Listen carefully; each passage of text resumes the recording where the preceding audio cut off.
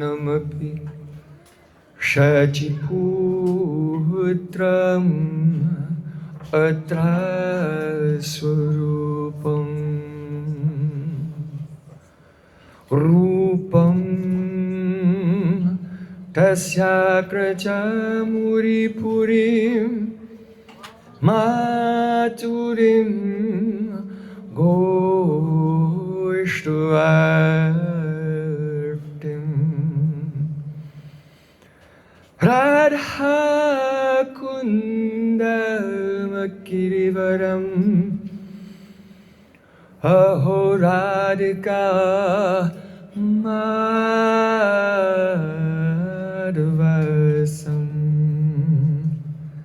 Prapto Yasya Pratita Kripaya Sri Gurum Tam Anatosmi Gurave Gaurachandraya Radhikaya Itadale Krishnaya Krishna Bhaktaya Tad Bhaktaya Namo Namah Anandalila Maya Vigrahaya Hema Bhaddivyat Chavi Sundaraya Tasmai Mahaprema Rasapradaya Chaitanya Chandraya Namo Namaste Chaitanya Chandraya Namo Namaste Chaitanya Chandraya Namo Bhaktya Vihina Aparata Lakshay Jivdashtakam Maritoram Kamasti Kripa Maitvam Shanam Prapana Brinde Namaste Brinde Namaste Govinda Damo Dharmadaveti Govinda Damo Dharmadaveti Govinda Damo Dharmadaveti Govinda Damo Dharmadaveti. Everyone. Hey, hey Krishna, hey Adava, hey Saketi, Govinda Damo Dharmadaveti. Sham Sundar Shikanda Shekhar Smaraha Smurali Manohara Radhikar Sakam Mama Kripa Nidhe Sapriyat Charna Kinkurim Kuru Tavai Vasmi Na Jivami Tayavana Iti Vikyaya Devi Tvam Nayamam Charantikam.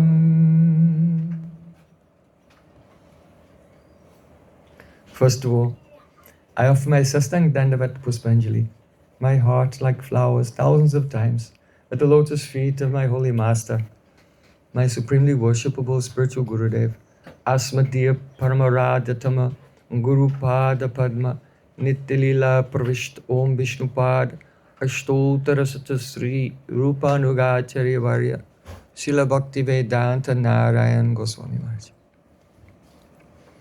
Secondly, I offer my pranam thousands of times at the lotus feet of my Param Gurudev, to Srila Prabhupada, and to all of our Sri Rupanuga Gaudiya Guru Parampara. And finally, I offer my pranam to all the respected Vaishnavas and Vaishnavis. Vancha Kalpatarasa, Kripa Sindhubhyavata, Utitanam Pavni Vaishnavi Gurunai.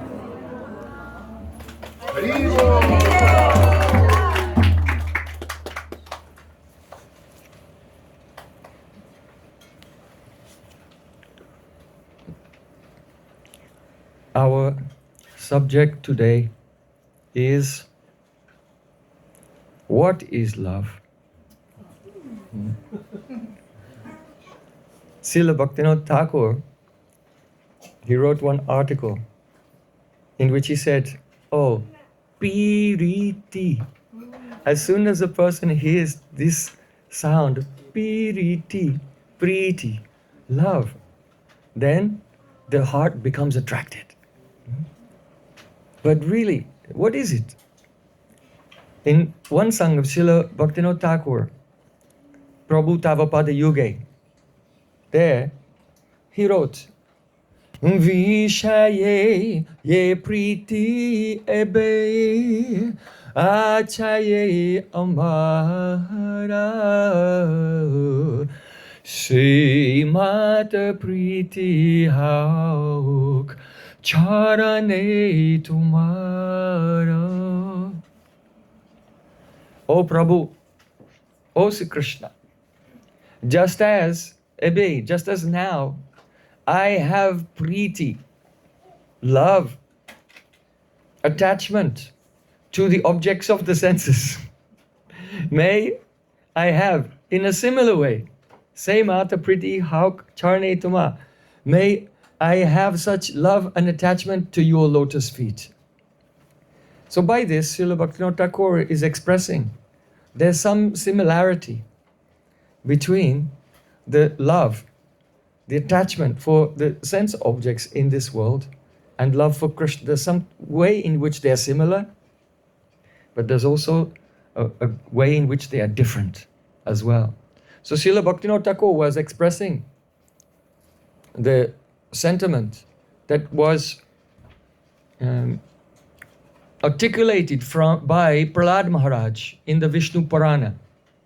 There in the Vishnu Purana, Prahlad Maharaj has described priti, love, by making a atidesh, that means a comparison with our worldly experience. So Prahlad Maharaj said, Ya pritir avivekanam vishay eshvanapayini tam anusmarata same hridayan napasarpatu. It's on the board right there. You can look at the verse. And so here, Prahlad Maharaj is saying, Ya pritir, just as there is a priti or love of avivekanam. Vivek means discrimination. And general people in this world, they don't have discrimination. The most basic discrimination is dehatma vivek, the ability to discriminate between the body and the soul, the ability to discriminate between matter and spirit. So in this world, generally, people have no power to discriminate, so they are aviveki. And due to that lack of discrimination, they think, I am this body and mind, and wander around in the world in a completely oblivious to their own spiritual nature and their eternal relationship with God. So here, Prahlad Maharaj is speaking about the aviveki. He says, Ya priti avivekanam vishaye shvanupayini. Just as the persons who lack discrimination have priti, love for the vishay, objects of the senses. That can mean physical things and also other people, because by our mature eyes we cannot see any soul. So what we know of others is only the sense objects, what we can, shabda sparsha rupa rasa gandha, what we can touch, taste, smell, hear, and so on, and see. So just as a person without discrimination has attachment in the sense objects, so Tvam anusmarta same hridayan napasapatu, may a similar priti for you be there in my heart as I am remembering you. That such priti should not leave my heart as I continuously remember you. Tvam anusmarata same hridayan napasarpatu. So Srila Jiva Goswami Pad has taken this verse of the Prahlad Maharaj from the Vishnu Purana and used that as the basis to present the nature of priti in Priti Sandarbha. And we hear this word priti every morning. Mangala su Guru Gaura Mangala Marathi Mangala si Radha Krishna Yugala Priti. Oh, the auspicious Priti of the divine couple. Hmm?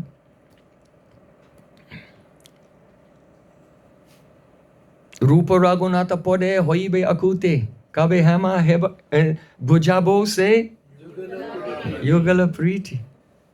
When will my mind be completely purified of any inclination towards external sense objects? Then I may have the darshan of Vrindavan, and if I will be eager to follow in the footsteps of Rupa Goswami and Raghunath Das Goswami, then I may comprehend what is this Yugala Priti, love for Radha and Krishna, the love of Radha and Krishna for each other, and love for Radha and Krishna for the divine couple. So, coming to the verse of Prahlad Maharaj, Srila Jiva Goswami Pad is saying, Hridayanna Pasarpatu, O Krishna, when I remember you, may Priti, love for you, never leave my heart. So the implication here is the love of the conditioned soul, the inclination of any person without vivek in this world. They did not learn it. No one had to go to college. Oh, I think that you're not enjoying your senses enough. You should go and study how to do it. No, any person, even who can't read and write, they are intuitively and naturally and spontaneously, just like the flow of a river from birth. They are attracted, they want to enjoy the objects of the senses, and they cannot give it up under any circumstances. Even if they'll die, then they take birth again, and as soon as they can, they're conscious again and again. That attraction is there. So this is the connection here, that without the kripa of a great Vaishnava, then the aviveki, the non-discriminating person, any conditioned soul, they have this spontaneous attraction to the objects of the senses, and they never give it up. They always try to enjoy, either grossly or subtly in some way. They cannot stop. So Prahlad Maharaj, he's thinking, oh, that's the type of affection I want for you, Krishna. This spontaneous, like a flow of a river that never gets interrupted under any circumstances, which is intuitive. It does not require training, and it does not even include any type of intellectual calculation. I have to love Krishna because of he's got 4 qualities that Lord Narayan doesn't have. Something like this. No reason, no Shastra Yukti, no calculation. Just, it's happening. Something that is happening spontaneously and causelessly. So this is the way of the Atidesh. The similarity between the material attachment, its spontaneity and its unbrokenness. But there are also ways in which the material love and the transcendental love are really, really antithetical. Not only different, but antithetical. How is that? First of all, the spiritual love is the vilas of Swarup Shakti, the Antaranga Shakti. This love is the play of Krishna's internal transcendental potency. Whereas attachment that a person experiences in this world, this is the manifestation of the Bahiranga Shakti, not Antaranga, internal potency. It's the manifestation of the Bahiranga Shakti, external potency, Daiviyasha Gunamayi Mamamaya Duratteya. It is coming from 3 gunas. And so, because the gunas are always in a state of flux, they're always fluctuating, competing with each other. There's no shelter there. It is always moving. And therefore, whatever love or attachment is in this world is never fixed, it's never steady. What something or some person that you love today, then tomorrow you don't love them. That's the nature of material love. It is impermanent because it comes from the gunas. So We can say also that these two, they are antithetical, they're incompatible, they cannot mix with each other because they're like light and darkness. Krishna Surya Sama Maya Aya Andaka Yahan Krishna Tahan Nahi Maya Adhika. So Premanjana Churuta Bhakti Vilochanena Santaksadeva Hridayeshu Vilokayanti. If someone has the prem, love in their heart, then they always see Shama Sundar. And Krishna is like the sun, and the Maya is like darkness. Wherever the sun is present, then darkness cannot be there, it must be dispelled. So naturally, when bhakti is appearing in the heart, then the darkness of material existence is expelled. So another way in which they are different is that the priti, the love of this world, is egocentric. It is all about my happiness. But the transcendental love completely discards self-interest. There's absolute disregard for self-interest. It is completely Krishna-centric. That is the nature of transcendental priti. In this world, because it's egocentric, then each person, according to their sanskars and their taste, for a few moments only in their life, they like this thing and that thing, then they change. And everyone likes different things. But the transcendental priti, transcendental love, being a manifestation of Krishna's own internal potency, everyone in the spiritual world, all their love is focused on Krishna. He is the center of everything. And so there is the divine harmony. Everything is harmonized in the transcendental plane.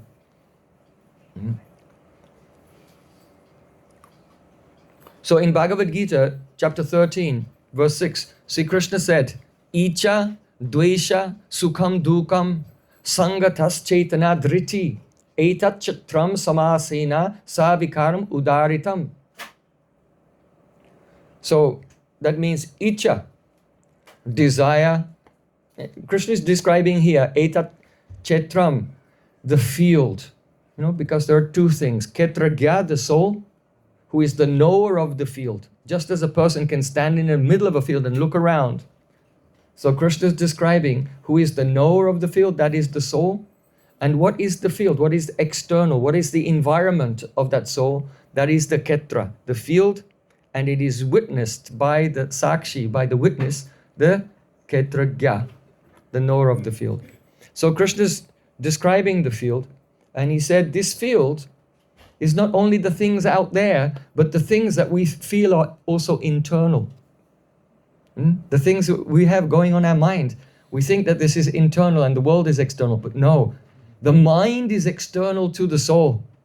And so, icha, all of our desires in this world, part of the field. Dvesha, our envy or hostility to other things, aversions, part of the field.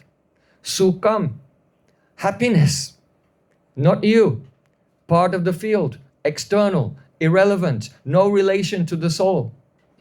Sukham, dhukam, also suffering, distress. Sangatas, sangatas means the aggregate, that is the elements, earth, water, fire, ether, mind, intelligence, ego, and chitta, all come together and they make up the body. So the sangat, the aggregate of the elements in the form of one's own body, also external to the soul. Chaitana, chaitana means the consciousness in the chitta. Now, consciousness is not the symptom of the material elements. Consciousness is a quality of the soul. It is called the Gyan Vritti. The soul is made of Gyan, that means consciousness, it is Chit. And it is self-aware, and its consciousness also extends from it. Just as a flame of a lamp is light, and light also emanates from it. So from the soul, some Jnana Vritti, the function of knowledge, emanates from the soul and illuminates the Chitta, which is the finest, the first covering of the soul, and the finest foundational substance, the finest fabric, the finest vastu of the subtle body. That is a Chitta. So when the soul's pure consciousness is reflected in the Chitta, the consciousness, that illumination in the Chitta is called Chaitana, but really it is called the It is not chit, it is chid abhas. Because the soul has pure chit. And when it's reflected into the contaminated chitta, then the consciousness in the chitta is called chid abhas. It is the reflection of the soul's gyan vritti. So that is also external. It's dependent, of course, on the presence of the soul, but also external. One's state of consciousness is external. And then Sri Krishna says dritti. So dritti means convictions. Our convictions, determination, fortitude, our resolve, because everyone in their life has made deep in the heart some sankalpa. This is what I want. And that's directing and informing all of their activities. So that dritti, that determination, sorry, that's the field too. It's all the field. So etat chetram samasena, all of these taken together are the field, sa vikaram udaritam, and the activities and interactions of the field. So priti, transcendental priti, is not any of those things or related. It has no sambandha with any of those things. So when one hears this from the lips of Shri Guru, then, or pure Vaishnavas, then we develop vivek, discrimination. So now, what does the word priti mean? The synonyms of the word priti are of two types. One aspect of the word priti refers to happiness. So sukham, happiness. Sukham, priti means sukham, happiness. Priti means mut. Mut means pleasure. Priti means pramod. Pramod, that means delight. Priti means harsha. Harsha means jubilation. And ananda, priti means ananda, bliss or euphoria. So all of these are the dictionary synonyms of the word priti. But priti has another implication.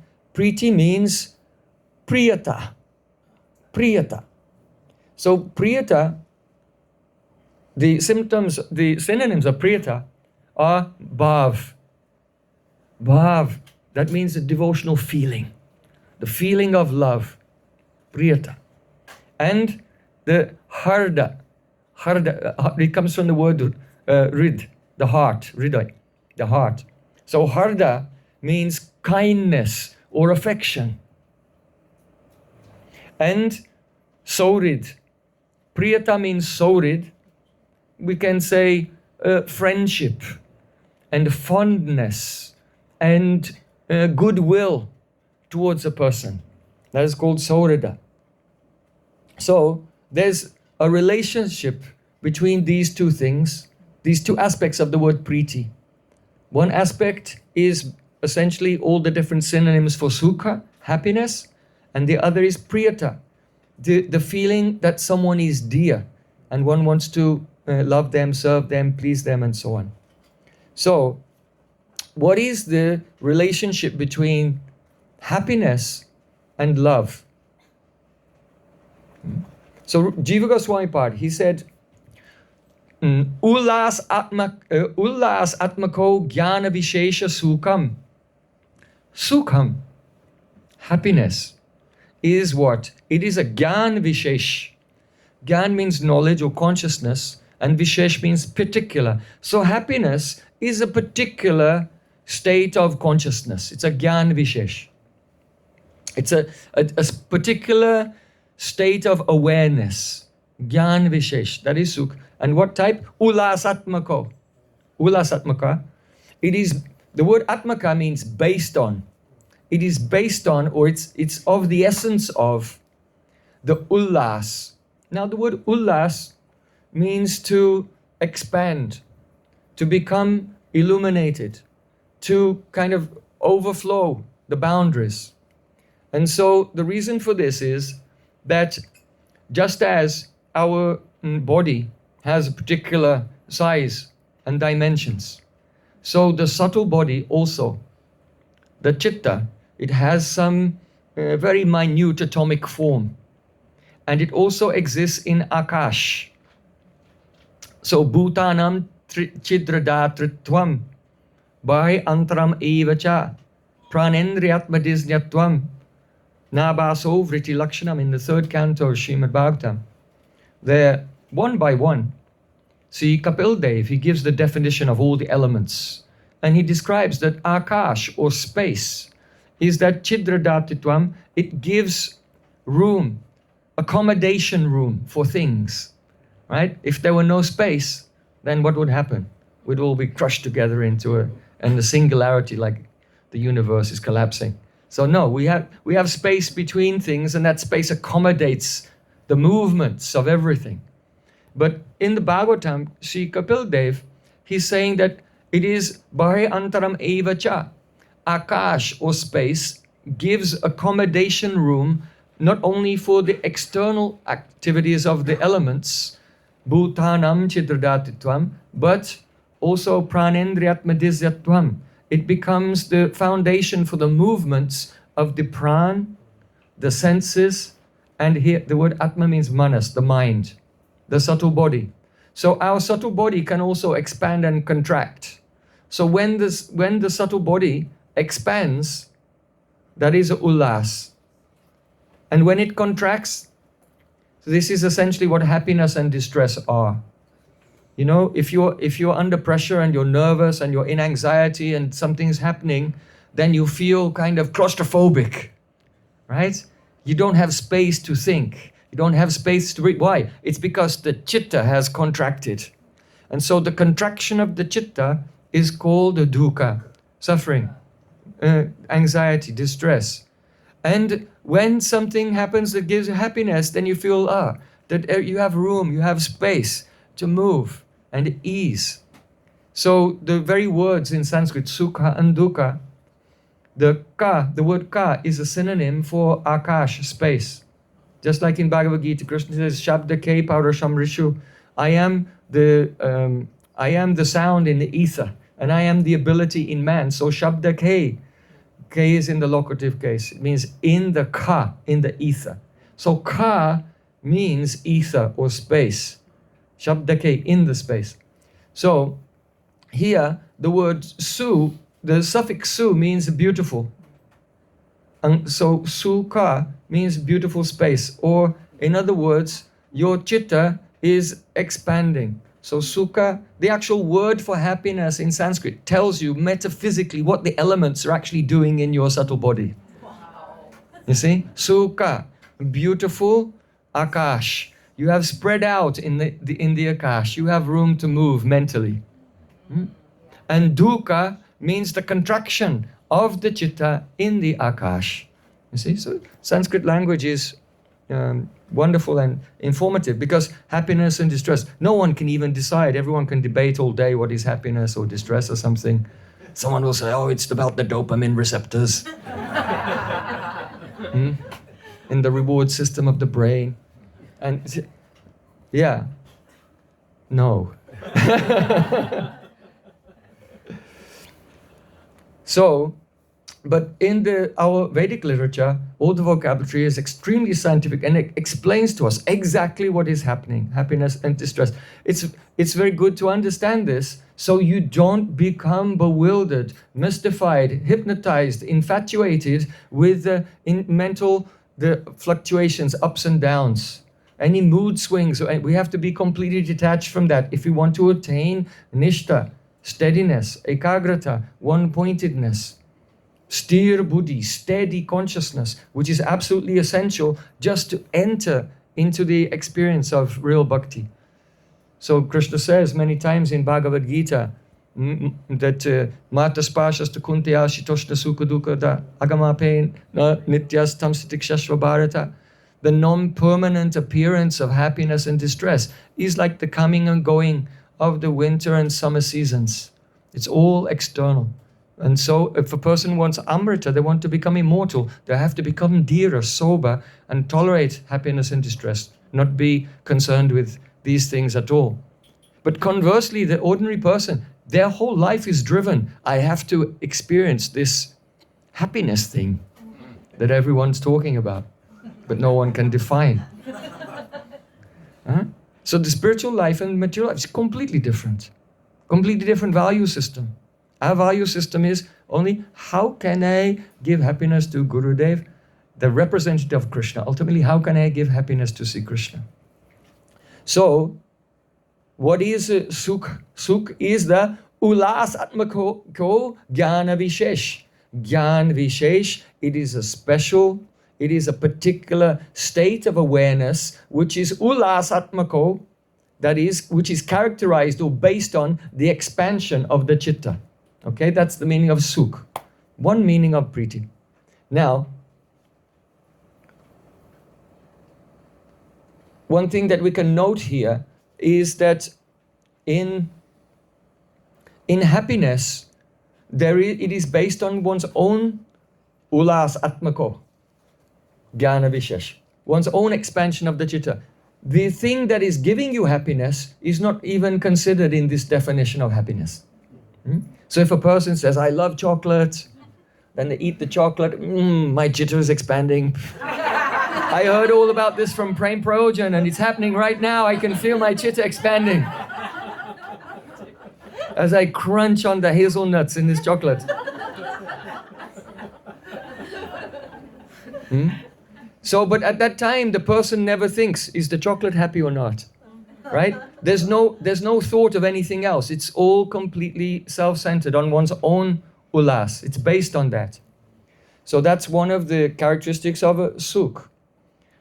However, the meaning of priti includes sukh.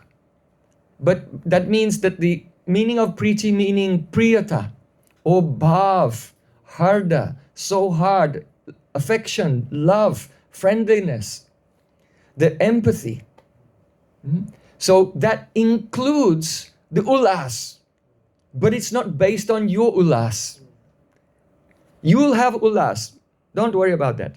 That will come. But that's not the basis of it. What is the basis? So now Jiva Goswami Padi is giving the precise definition of priyata. It's so beautiful. He said, Vishaya anukul atmakas, tad anukulya anugata, tats priya tad anubhav, hetuk ullas my jnana vishesh, priyata. So what does it mean?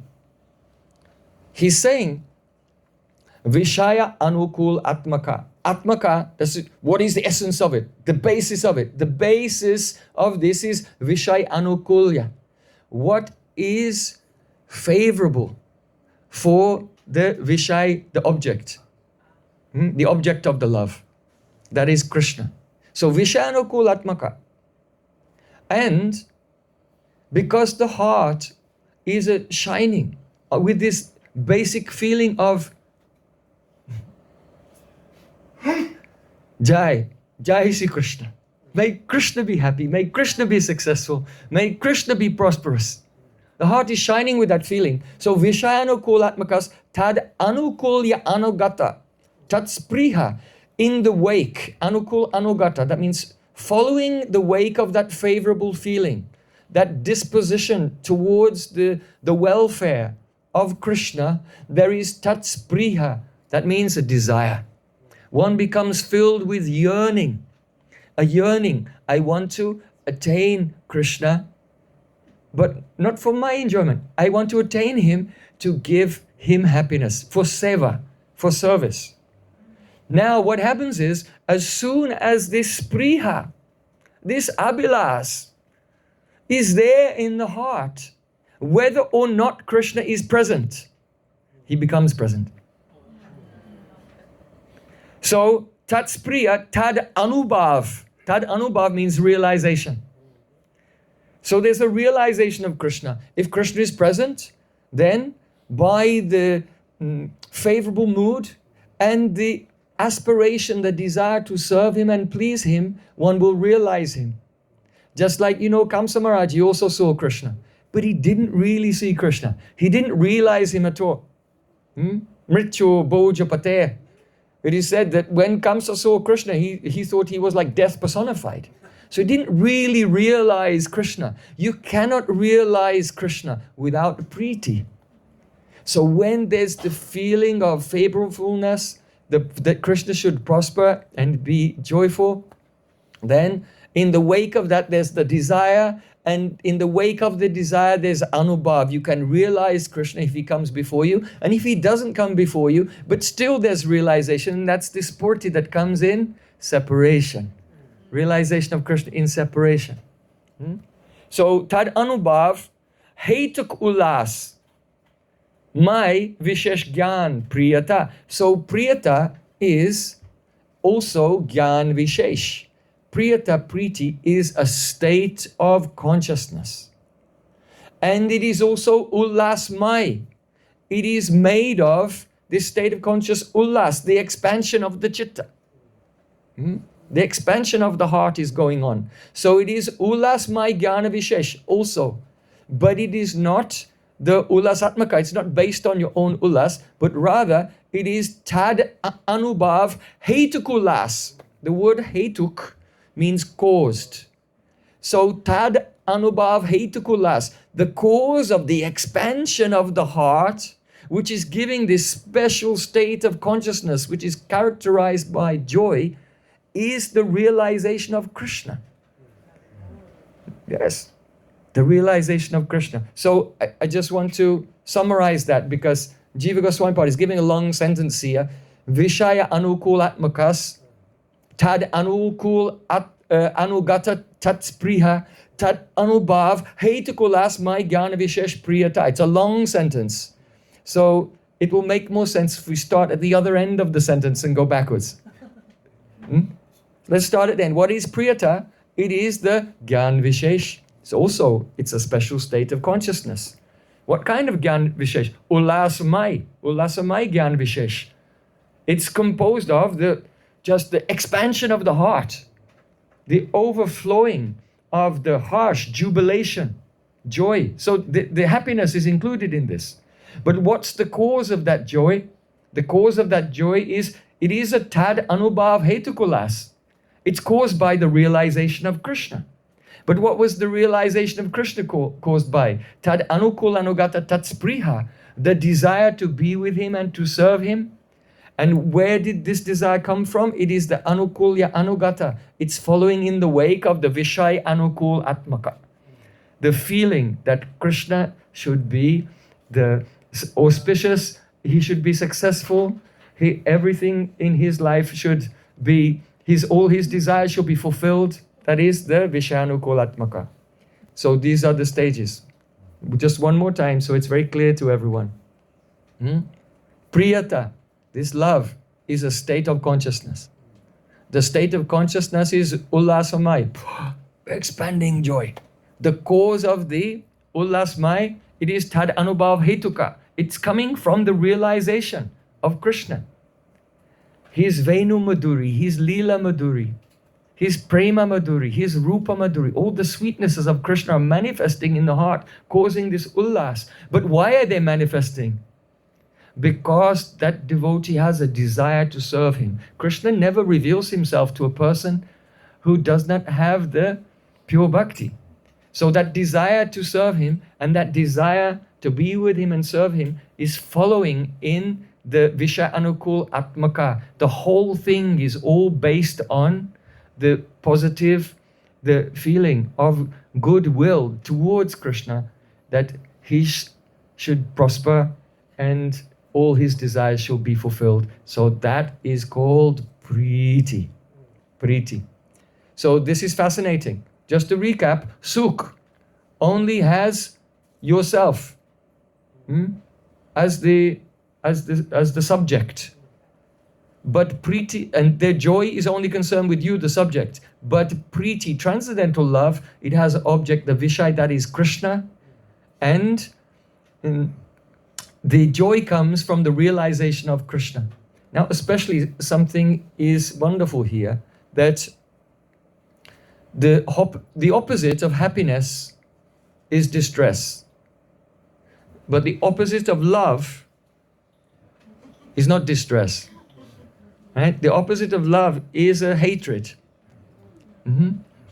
So, If a person is just feeling happiness or distress, the thing which is giving them happiness or distress is not experiencing that. But if someone has love, then the person who is the object of love experiences it. And hatred. If you hate someone, then they also feel uncomfortable, right? So, the speciality of this love is that it's felt by both persons. In other words, the entire ulas, the entire joy of the devotee is completely based on the joy of Krishna. When Krishna is joyful, then the devotee automatically feels joyful. So there's the saying, Yasmin tushte jagat tushtam. When Krishna is satisfied, the whole universe becomes satisfied. So devotees don't have to do anything to seek happiness at all. If a person will only try to please Krishna, if Krishna is pleased, if Guru is pleased, then the happiness is natural, it's automatic.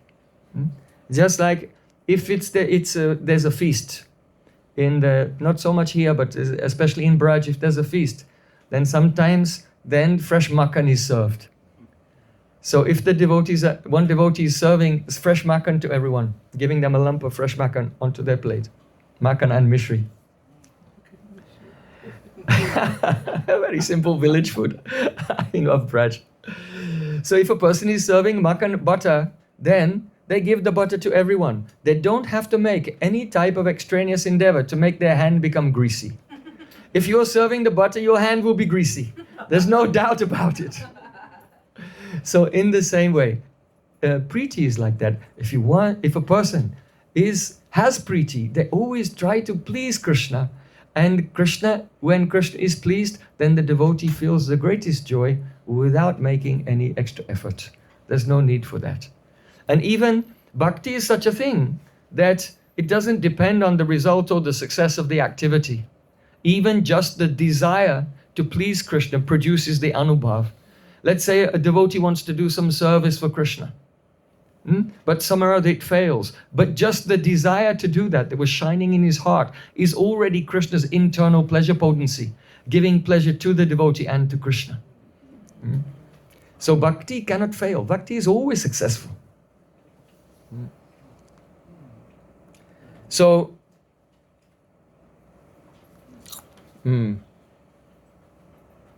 there are some other interesting things about this verb,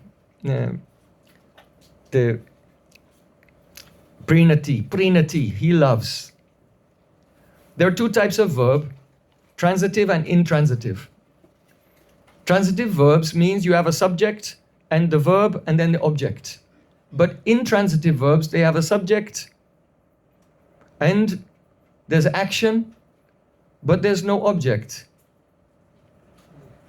In a transitive verb, the result of the action is accrued by the transformation or the generation of the object.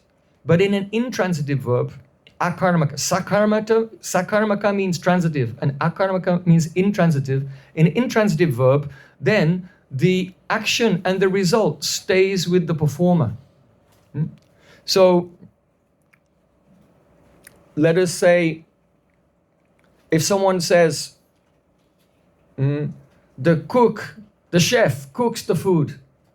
So the chef is doing the action, he's cooking, and what is he doing? He's cooking the food. So whatever, the vegetables were hard, and he cooked them, and now they became soft. They were transformed. And so the result of the action lies with the object. But if you say, Krishna hasati, Krishna laughs, then that is also a verb, but where's the object? Because to laugh is an intransitive verb. The person laughs and it has no object. The result stays with the person. So it seems if you will say also let's say the verb to shine. Dipti means to shine. So you say the light shines. Just say the lamp shines, the lamp is shining. You don't have to say an object. But if you say an object, if you want to imply where it's shining, then you say the lamp shines in the room, right? You don't use the accusative for the room, you use adhikaran. That is called saptami vibhakti in Sanskrit. That is the locative case. The lamp shines in the room. So, in the same way,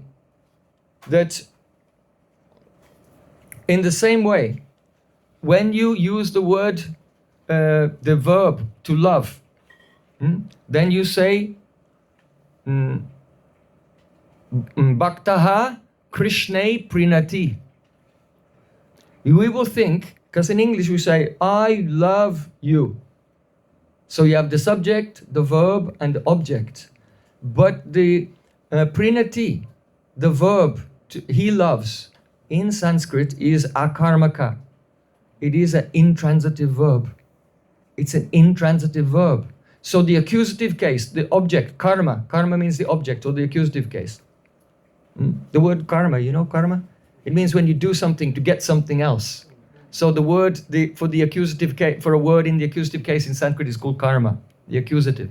So karma. If you say, I build the house, then like this you have a subject and a verb and an object. But if you say the devotee loves Krishna, then Krishna is not in the accusative. He's not in the objective case. You have to say Bhaktaha Krishne Prinati. The devotee loves Krishna. It's literally the devotee loves in Krishna. So this is the grammar itself has a very profound meaning. And the meaning is this, because the locative case is adhikaran. It means the basis of something, where it's located. Love is not a power that is with us, right? It's not something where you are the doer. Yes, I'm going to love. Today I'll do some loving. No, that's the material world. This transcendental love is not like that. It's an intransitive verb, and the object of love, that means Krishna, is in adhikaran. That means he is the basis of this, because that love is not with us, it is with him. He is the Ladini Samvidi Samvit Tvayeka Savasangsraye. Krishna is the shelter of Ladini, Samvit, and Sandhini.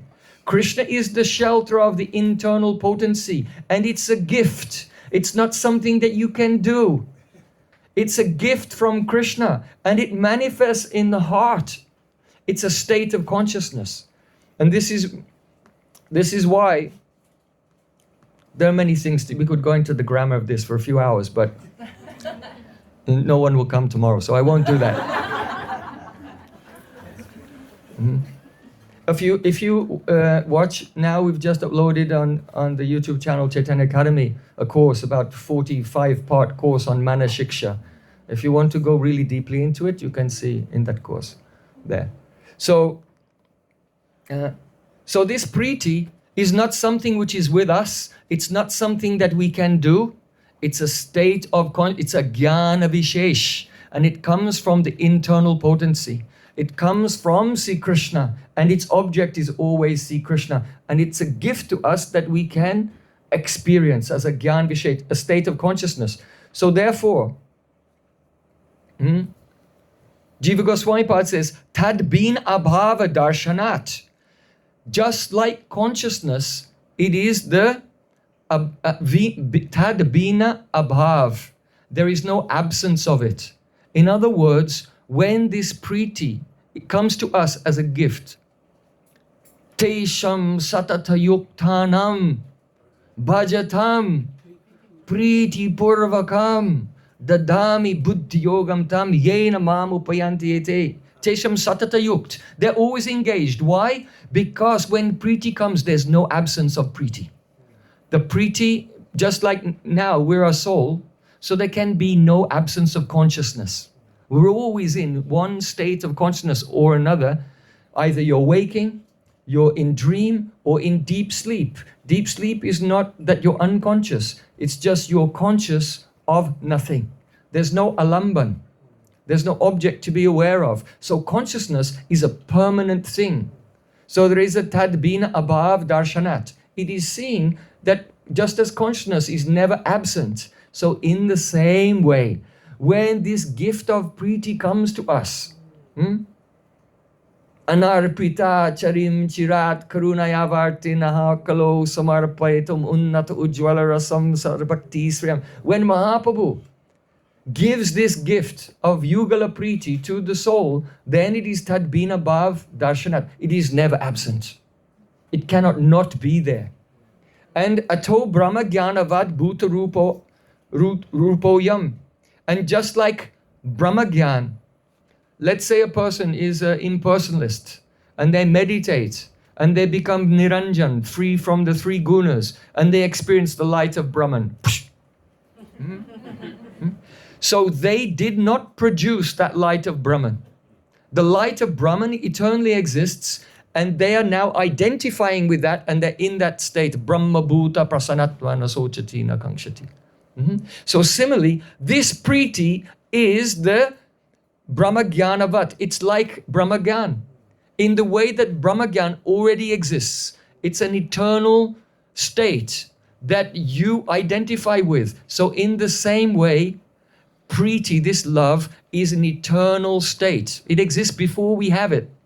Nitya siddhasya bhavasya prakatyam riddhi sadhyata. It manifests in the heart and never leaves, and it's shining. But instead of being a shining light of emptiness, it's shining with the beauty of Vrindavan and the pastimes of Radha Krishna. Brahma Shabde Kohi Purna Swayam Bhagavan. Swayam Bhagavan Krishna Shastra Pramam. The real meaning of Brahma is the son of Nanda Maharaj in Braja. So, and therefore, Vidhi Sapeksha iti siddham. This priti, this love, it is not dependent on any injunction. Like in Vaidhi Bhakti, we've got these rules and regulations. If you do the rule right, then you'll progress. If you don't do the rule right, you make an offense and you become overwhelmed by the three gunas. That's what happens, it's Vaidhi Bhakti. But once this priti is illuminated the heart with a spontaneous, natural flowing love to see Krishna, then what is vidhi and nishedha? Rules and regulations. These are not relevant, necessary, or have any effect whatsoever. But a great Vaishnava Acharya who is in this world and is the object of the reverence and the respect of the people of the world, outwardly they will follow the rules and regulations of bhakti to inspire others to gradually, because without following the path of archan, in the beginning, no one can give up this purusha abhiman, the desire to lord it over the material energy. There's no other option. We have to go through the archan phase, the vidhi and nishedh phase, until the anarthas are removed sufficiently that the ruchi takes over and all of our activities are inspired by taste. So, in the third canto of Srimad Bhagavatam, Sri Kapil Dev, he says, Sattva evai kamanaso briti swabhaviki tuya. This pure priti is evai kamanaso briti.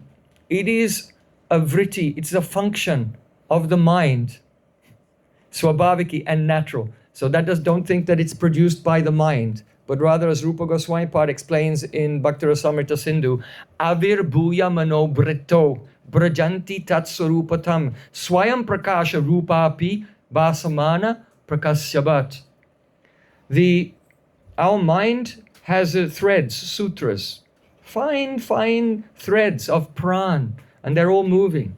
And this movement of these threads of pran, which are interwoven throughout the chitta, which is the basic fabric of our subtle psychological body, all that movement, that constitutes our thoughts and feelings, ideas and memories and perceptions, everything. So the manobriti or chitta briti, that's the movements of pran in the chitta, they comprise all of our experiences. So Rupa Goswami Pad is saying, avir bhuyan manobrito, this bhakti or bhav, just as Lord Ram or any avatar, he does avirbhav. From the divine realm, he manifests in this dimension. So in the same way, the vritti of Swarup Shakti, the function of Krishna's internal potency, that is priti, love, manifests in this world. Where? In your manobriti, in your chitta briti. So it takes over the mind. Before, all the thoughts and feelings were part of the field and coming from Trigun, the three gunas. But now the divine internal potency has appropriated, commandeered, it is hijacked all the movements of your prana. So avirbhuya mano britto, this transcendental energy enters into, it makes avirbhav within the mental functions and makes the mind one with itself. Prajanti tat surupatam. So Swayam Prakasha Rupapi, even though the experience of Krishna is self-manifest, it appears as if Bhasamana Prakashavat. This is a technical, metaphysical explanation. If you study the sutras of Patanjali, he says that when a person is meditating on some object, then when the mind is very, very steady and he thinks of that object, then the object appears in his mind and his own consciousness is illuminating. So when the object manifests in the mind, in meditation, it's still in the material mind, but which is highly sattvic. In the highly sattvic material mind, when you think of something, then it appears, that is called Bhasamana. That means it's shining. As it is Bhasamana, while it is shining in the consciousness, Prakashavat, and it is illuminated, Sri Radha Govinda Ju Ki Jai, it is illuminated by the Gyan Vritti of your own soul, Prakasya. Okay. But here he's saying, no, Swayam Prakasha Rupapi. Krishna, his name, form, qualities and pastimes can't be illuminated by your soul. We have no power to do that. We are not the drashta, the seers. We are drishya, we are seen by Krishna. So this self-manifesting potency, Samvit, enters into our Chitta Vritti, and Krishna is manifesting and illuminating himself by his causeless mercy. It's not within our power to see Krishna, only when Krishna looks at us. Shubha dristi karo prabhu jagatera prati jagu karidoye mora sumangala rati. So when we come before Thakurji in the morning and we pray following our Param Gurudev, oh Krishna, please glance upon the world, glance upon me with your merciful glance, and this Swarup Shakti comes out from the eyes of Krishna and then awakens Rati, and then the heart of the devotee becomes illuminated and he can experience Krishna by Krishna's mercy, not by one's own power. Yeah. So this is the nature of Preeti. So far we have discussed the definitions of Preeti, the definitions of love, why it's an akarmaka, it's an intransitive verb, because we cannot do it. And Krishna is not the object, he's the basis of it. How it's a state of consciousness, how it produces joy. But how does that manifest in actual, real life? We can see in Chaitanya Charitamrita, there's a description of how when Gauranga Mahaprabhu was staying in Jagannath Puri, at that time, all the devotees in Bengal, in Gaudadesh, Navadvip, Srikanda, and other places, they felt so much separation from Chaitanya Mahaprabhu. But every year, when the Chaturmasya was approaching, and Rathayatra was approaching, then the devotees, they used to set out on foot, the Parikrama party led by Shivananda Sen. And he would arrange for everyone where they will stay. He would arrange for the payment of the tolls, manage the prasadam. So the Parikrama organizer was Shivananda Sen, and all the associates of Mahaprabhu from Navadvip, they used to go on foot, walking all the way to Puri. So they would arrive in Puri. So one time they arrived in Puri and Mahaprabhu saw, oh, Advaita Acharya has come, and Vasudev Datta and Marari Gupta, Gangadas Pandit, his school teacher from when he was a boy at school. How joyful. And Buddhimanta Khan, Shuklamba Brahmachari, Nishingananda Brahmachari, all of them, they were arriving in a big group. And then Chaitanya Mahaprabhu saw among that group Advaita Acharya, and he saw Nityananda Prabhu was there. Now that was a surprise. Why? Because on the previous year, Gauranga Mahaprabhu told Nityananda Prabhu, I want you to go to Gaudadesh, and you should travel all there with Sankirtan and spread the chanting of the holy names everywhere. So don't come back to Puri next year. Mahaprabhu specifically ordered Nityananda Prabhu, do not come to Puri next year. You have to go preaching in Gaudadesh. So Nityananda Prabhu, anyway, he came. So Krishnadas Kaviraj Goswami Padi said, Agya palane Krishna yaichi paritosh premi agya bangile hoy koti sukaposh. If a person will follow the instructions of Krishna, agya palane, that means to observe the order of Krishna, then Krishna will be happy, he'll be satisfied. But premi agya bangile hoy koti sukaposh, if someone will break the order of Krishna, go against the order of Krishna out of love, not out of laziness or selfishness, but if out of love someone will break the order of Krishna, then hoi koti sukaposh, that gives Krishna 10 million times more happiness than doing what he told you to do. So Nityananda Prabhu is the example. He has so much love for Gauranga Mahaprabhu. He went preaching, he was doing the mission, but he could not resist. Out of attachment for Mahaprabhu, he came there, even against Mahaprabhu's order. And even though Mahaprabhu told him, don't come, when Mahaprabhu saw him, he was 10 million times more happy than if Nityananda Prabhu had not come. Why? Because the order was transgressed out of preeti, out of love and affection. So beautiful.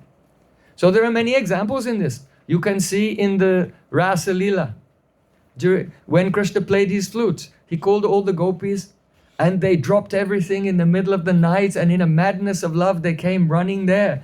But when they arrived, then Krishna said, Swagatam vo mahabhaga priyam kim karavamiva. Oh, you are most fortunate ladies. Welcome to the forest of Vrindavan. Tell me, is there any problem in the village? Is that why you came to the forest? And he told them, Pratiyata brajam nehastayam sribi sumadhyama. Don't stay here in the forest. Go back to the village. Pratiyata. Go back to brajam. Go back to the village. Neha stayam. Don't stay here. But really his inner mood was Pratiyata brajam na. Don't go back to the village. Iha stayam. Stay here. He spoke in a with a double meaning. But anishta sankini bandhu hridayani bhavantihi. It's the nature of love, that when there's love, then a person is always in anxiety that something anishta, something undesirable will happen. So even though it had the double meaning, the gopis took the negative meaning and thought Krishna was sending them home.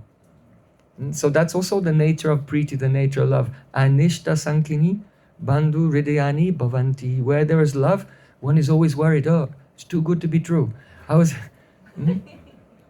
Something terrible will happen. This is the nature of preeti. So Krishna told them, you should go back to the village. But the gopis, they cut all the arguments of Krishna. Maivam vibhoti bhavan garitam rishangsam sanchadya sarva vishayantava padamulam bhaktya bhajasya duravagramacha jaspam devo yatari purusho bhajate mumukshun.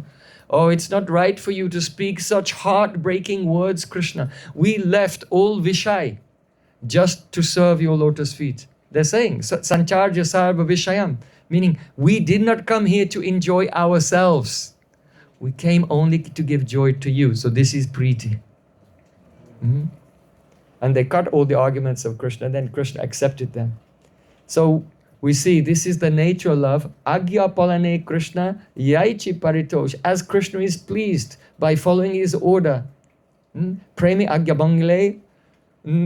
Hai koti sukaposh. If someone breaks his order out of love, then Krishna gets 10 million times more happiness. Just like our Param Gurudev, Srila Bhakti Pragyan Keshav Goswami.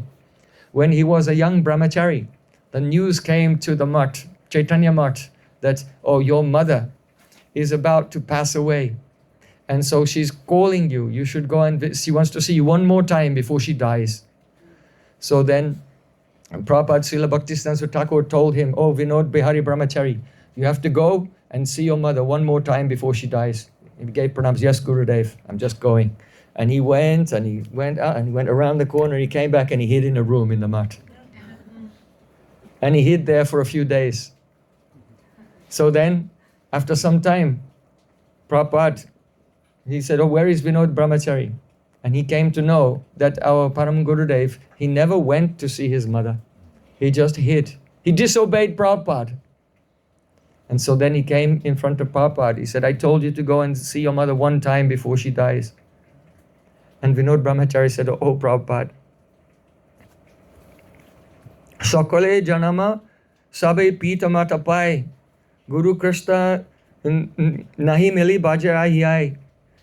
In every life, a person gets a mother and father. So we've had thousands and thousands of mother and fathers.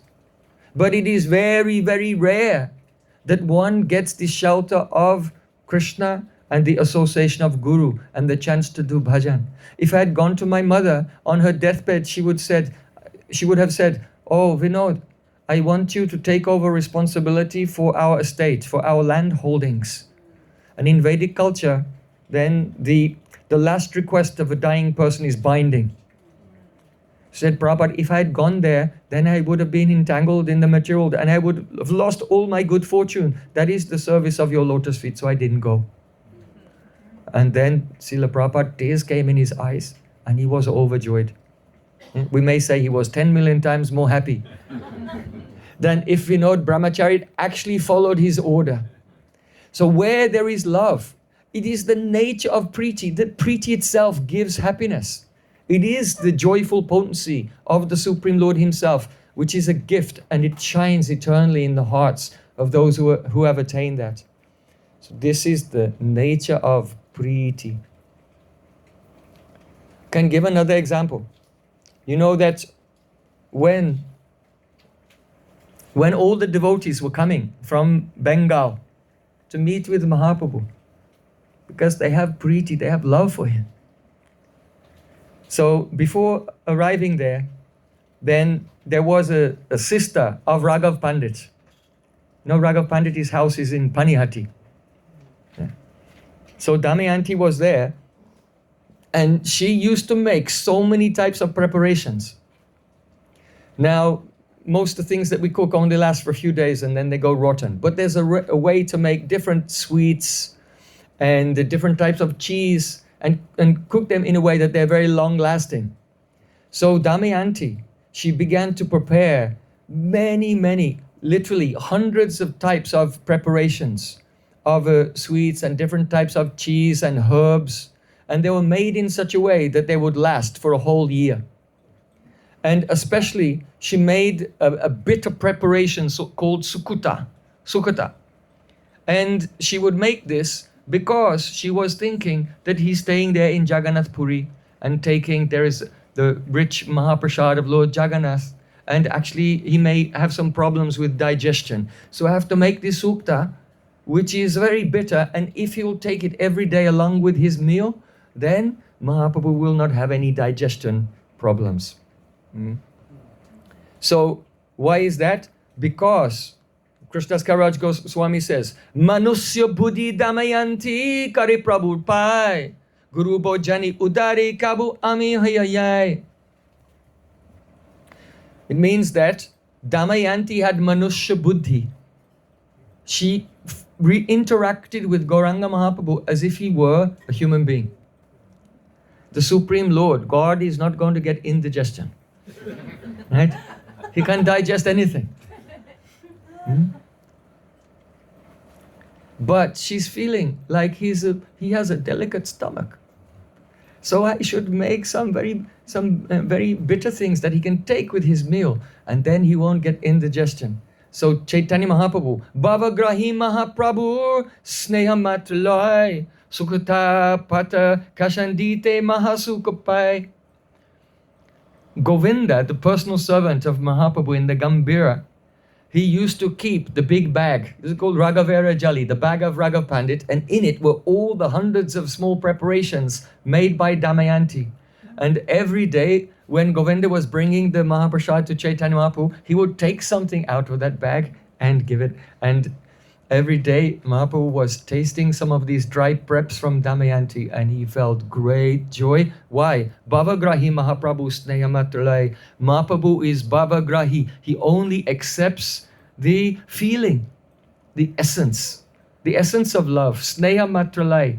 He only accepts the sneha, the affection with which it was offered. So because she has pure love, she has that preeti for Mahaprabhu in her heart. She doesn't need any tattva gyan. That Mahaprabhu is Yadadvaitam Brahmopanishadi Tatapyasya Tanuba. What is described in the Upanishads as the effulgence of Brahman is just the Angsika Bas, the semblance of the light from his body, Ya Atmantaryami Purusha, the Paramatma in every soul, in every heart, and in every atom is the expansion of Gaurangama. She doesn't have to know these things. She just loves him naturally. That preeti is there. She's not touched by any video nishad. So Mahaprabhu, he attained great happiness from the offerings of the Damayanti. So in this regard, Krishna's Kaviraj, he quotes a beautiful verse. Priyena sangratya vipaksha sanidhav upahitam vakshasi pivaristani strajamnaka chit vajahojala vilam vasanti hi premni gunana vastuni. The meaning is this, that there was one hero, but there were two heroines who were attracted to him. And both heroines, they were in rivalry with each other. So, if the hero will have a garland, but on the way when he was bringing it there, if he dropped it in the mud and it's kind of like a little bit bedraggled, then that will be embarrassing. If he gives that garland to one heroine, then in front of the other rival, then that heroine will be embarrassed because, oh, he gave me this garland, which is somewhat malin. It is defiled, it's a bit dirty, muddy, and it would be embarrassing. But here, the poet is saying, Vasanti premni guna navastuni, even though the hero gave the soiled garland to that heroine in front of her rival, but she happily accepted it. Why? Vasanti hi premni gunana vastuni. The quality of an offering, the glory of an offering does not lie in its qualities, its guna. The qualities of the vastu, the object which is offered. No, the glory of an offering lies in the preeti, the love with which it's offered. So this is always Krishna's consideration. Vasanti hi premni gunana vastuni. The quality of a substance does not lie in the substance itself, but the love with which it is offered. And so Krishna's like that. He's Bhavagrahi. He only accepts the essence of everything. He's the Akila Rasamrita Murti Prasamara. He's the embodiment of all rasa. And the feeling with which anything is offered to him, Krishna accepts that and experiences joy because of the preeti of that devotee. So in this way, we have tried to just give the foundation, some basic shape of the idea of what is preeti. Now, I want to come to the pastimes of Radha and Krishna. The pastimes of Radha and Krishna are very difficult. No, they are impossible for a conditioned soul to understand. Therefore, it is essential to hear from pure Vaishnavas, Shabda Brahma, transcendental sound. This transcendental sound makes the prakash, illumination of the heart, of the actual vastu of the truth. A person whose consciousness is still attracted to Vishai, the sense objects, they are bound to misunderstand the pastimes of Radha and Krishna because it seems like the worldly amorous pastimes. But really, there is not even the slightest scent of the desire for self-enjoyment in the pastimes of Radha and Krishna. It is only Yugala Priti, pure love. The essence of Radha Krishna Leela is this. Radhikara Prema Guru Amishishanat Sada Amanana Nritte Nacha Udbhat. Krishna said that I am like a dancing student, and my dancing teacher is the love of Shrimati Radhika. For Krishna, everything he's doing is just another day at school under the control of Radhika's love. He's Radha Prem Adin, subjugated by Radhika's love. So we see that though Radha and Krishna are young, and the Rasa Leela, Krishna is 8 years old at the time of Rasa Leela, so they're young. And they play together in the forest. But we see that in the adult life, mainly three things dominate. One is the romance, the attraction between male and female. The second one is politics. Everyone's talking about politics. And that means power and war and all of these things. And then the next thing that everyone obsesses with is finances, right? Economics. So though Radha and Krishna, they're young, and just as children, they imitate the activities of the adult life. So when Krishna and the cowherd boys and Radhika and gopis, when they come together, they play. And what do children play? They imitate the adult life. Especially Shukadeva Goswami Pada said, Kadachit Shandolikaya Kahichin Ripachestaya. The meaning is that sometimes they would play on swings. This is the only reference in Srimad Bhagavatam giving the hint of Julan Leela, the swing pastimes of Radha and Krishna. And Kaichin Nripachestaya, and sometimes they would imitate the activities of kings.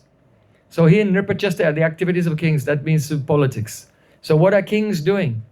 Well, sometimes the first thing a king does is he gets coronated, right, to become the king. So what do Radha and Krishna do? The cowherd boys arrange a coronation for Krishna to become the Brajesh, the emperor of the forest of Braj, and they fan him with chamaras and perform his abhishek. And the gopis, that takes place in Chatravan.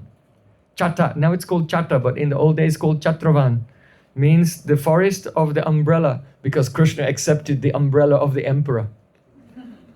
And then Radhika's ceremony of being coronated, Vrindavaneshwari, the queen of Vrindavan, takes place in Umrao. And all the Sakis, why are they holding the umbrella over Radhika and fanning her with chamar? These are the insignia of the kings and queens, of emperors and empresses. So they play together. Kaichin Ripacheshtaya. What is another activity of kings? Going to war. So we see the Holy Leela. Holy Leela is Holy Yuddha. It's a war of colors, and Krishna and his friends are in one army, and Radhika and her friends in another, and they meet together on the battlefield, and they have war. Another activity of the kings, Nripacheshtaya. Nripacheshtaya is one of the main activities of a king or the government, and that is taxing everyone. Right, taxing her. So Srila Vishnatari Thakur, in his commentary on this verse of Srimad Bhagavatam, he said here Nripacheshtaya means all the pastimes when Krishna, he blocks Radhika and the gopis on the path and demands that they have to pay a tax. These are the activities of kings. And of course the human beings, in the general world, the adults are fully engaged in the economics, in trading and commerce. So Radha and Krishna have their Kray Vikray Leela, buying and selling pastimes, such as Krishna selling the pearls, Mukta Charitra, to the Braja Gopis. So, why are all these pastimes going on? Because love is such that it cannot be expressed directly, and therefore it is expressed indirectly. And instead of becoming in harmony with each other, they tease each other, they compete with each other. And in the midst of their dialogues, then their hearts, their prem is revealed. Because Krishna and Braj Gopis, they are rasik. So when they speak, they can speak about politics, they can speak about taxes, they can speak about the economics, but these are all poetic metaphors describing love. Yeah. So you may say, well, how can the subject of economics be about love? No, really it is. Absolutely. You know, one of the miracles of economics is called compound interest. It's the most amazing thing. Some people are working hard every day just trying to get paid. Others are sitting around just becoming millionaires and billionaires and multi-billionaires. Why? Because of their investments have compound interest. They're charging compound interest on their loans and everything. So actually that's illegal in the Vedas. In the Manu Samhita, there it is said that chakra vriddhi vyaj. Vyaj means interest. Interest is legal in the Manu Samhita.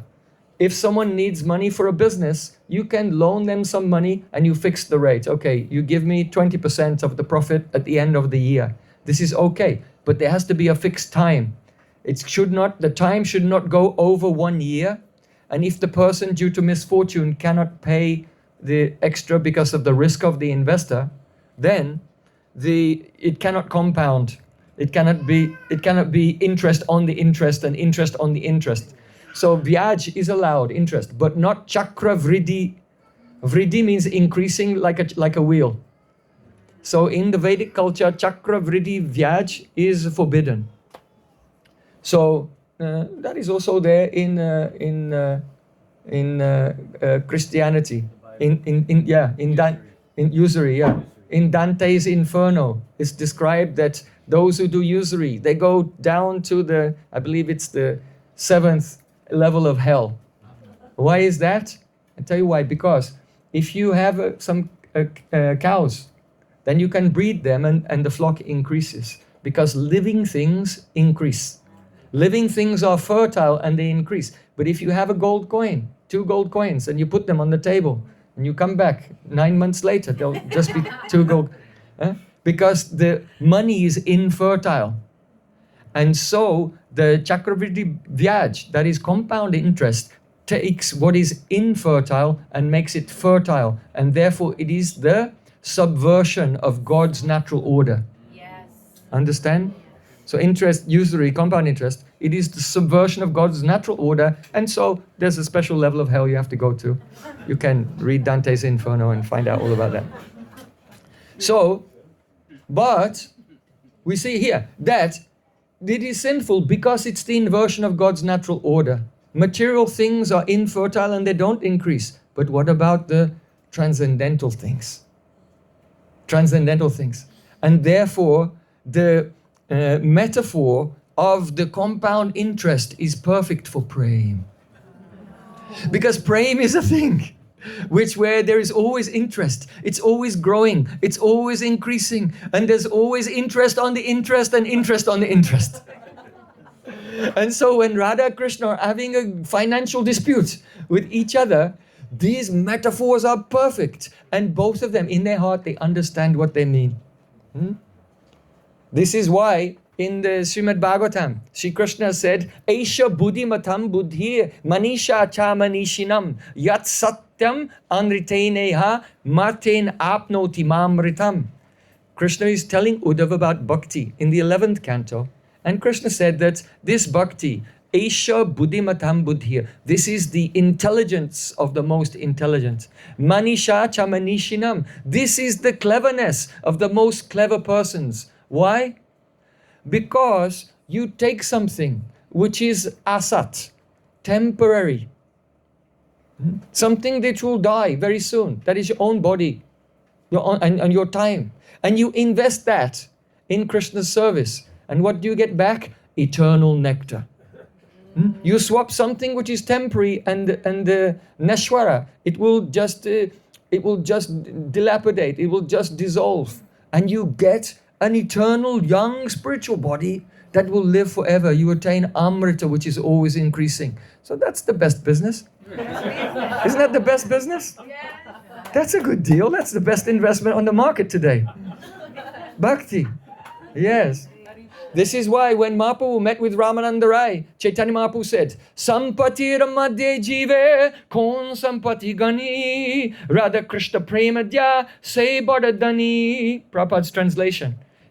Mahaprabhu said, of all the types of treasure, which treasure is considered to be the greatest? And Ramananda Rai said, that person who has love for Radha and Krishna is considered to be the greatest capitalist. Prabhupada's translation. So the greatest capitalist is that one who has love for Radha Krishna. Why is that? Shri Krishna has said, Yadyapi Nirmala Radha Sat Prema Darpan Yadyapi Nirmala Radha Sat Prema Darpan Tatapi Swachatattaro Barikshanekshan Tatapi Swachatattaro Barikshanekshan. Even though the Sat Prem Darpan, the pure mirror of Radharani's heart, which is full of love, is the swachata. It is shining. It is pure. But still, the purity of the love in the heart of Radhika is increasing at every moment. So when Radhika remembers me and sees me in her heart, what happens? Man madhurya Radha prema tui hoda kari Shanik shanik bari dohai keho nai hari. Sri Krishna said that when Radhika sees my beauty in the shining mirror of her heart, because the shining of her love is increasing at every moment, so my sweetness is increasing at every moment in the heart of Radhika. So my sweetness is increasing, and Radhika's prem is increasing, and then my sweetness increases, and her prem increases, and my sweetness, and the two are in a competition like this. And Keho Nahi Hari, none of them know defeat. My sweetness does not know defeat, and Radhika's love does not know defeat. See, Krishna has said. But actually, because our Gurudev is in Manjari Bhav, yes, Krishna can say this, but we don't agree. Radharani will always be victorious. Gurudev was even refuting the words of Chaitanya Charitamrita. But anyway, they're Krishna's words. So when Radhika sees Krishna, then she cannot believe. Yada yada pasasi madhavam puras tada tataivasya vadasya purvatam navahasada shatkimayam tava tava ragunmati vishmarata kimakshini. Radharani said, I have never seen anything so beautiful before in my life. And then Brinda Devi said to Radhika, oh Radhika, every time you see this boy, you say that you have never seen him before, or you have never seen him so beautiful before. So this question came in my heart. Nava sadasyatkim aham tava tava ragunvade vishvata kimakshni. What is the truth of the matter? Is Krishna actually newer and newer every moment? Or is it that because you become mad in love, that your prem has obliterated the memory of the last time that you saw him? So you can't remember how beautiful he was before. I don't know. Brinda Devi asked this question.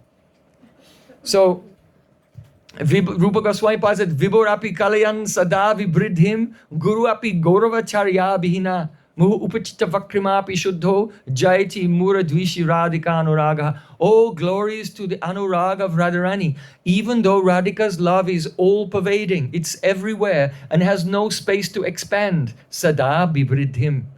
But it's still increasing and increasing. How is that possible?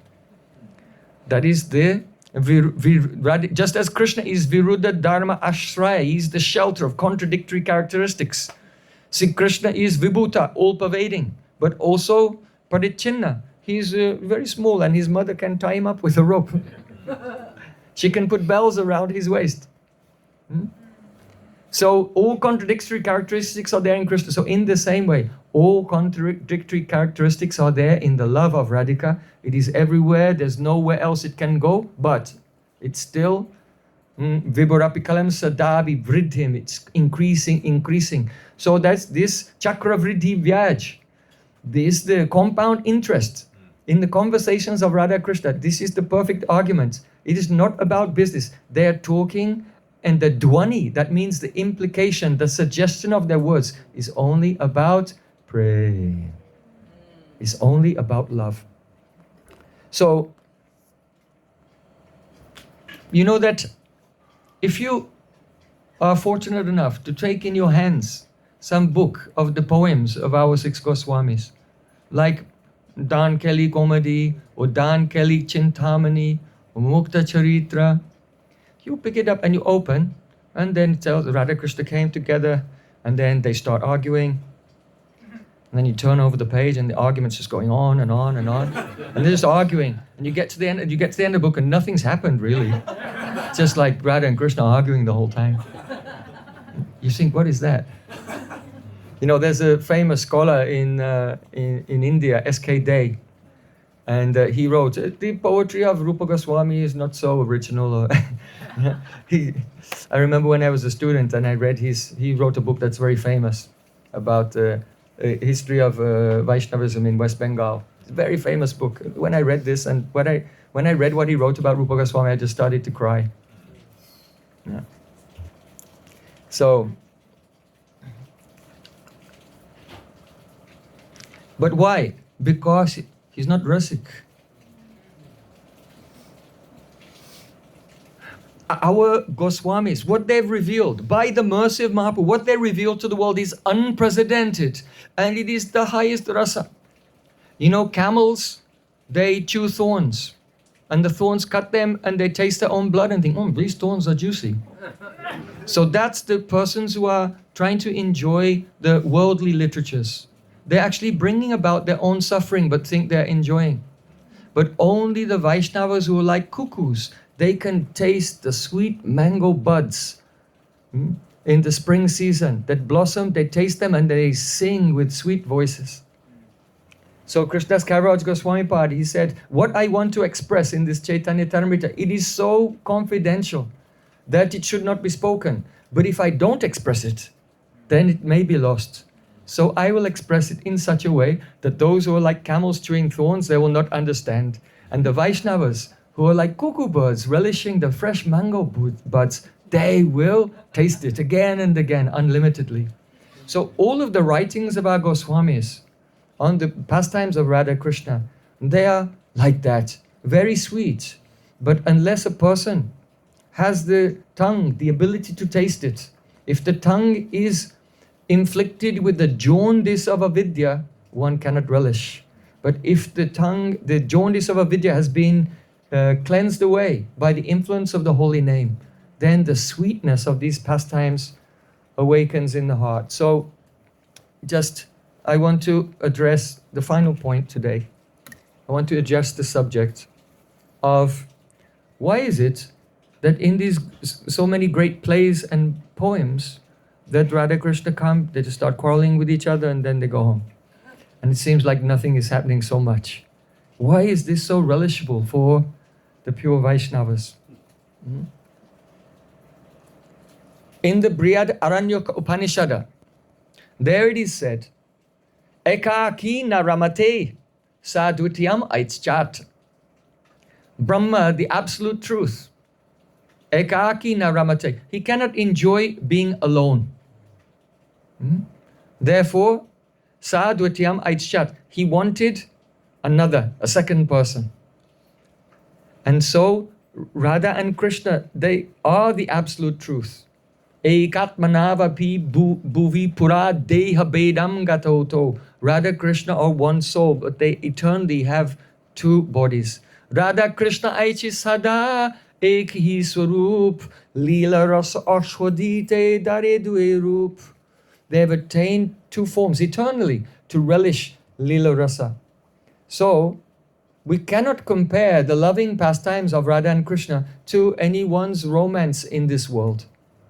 Because Radhika is the Shakti of Krishna. He is Purush. She is Prakriti. He is the legitimate enjoyer of his own pleasure potency.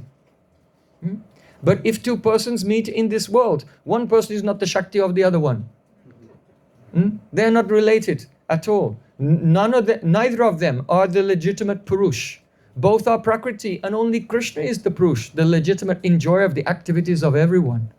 So there is no, on the metaphysical platform, there is no similarity at all between the romantic love in this world, which is only ignorance and lust, moha, bewilderment, and the pastimes of the Supreme Lord, who is one, who has two forms for the relishment of rasa.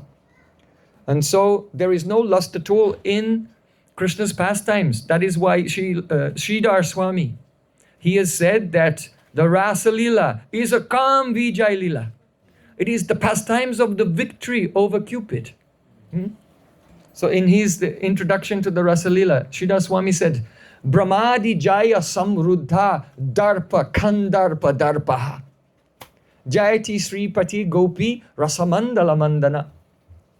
It means this, that Cupid, he became proud.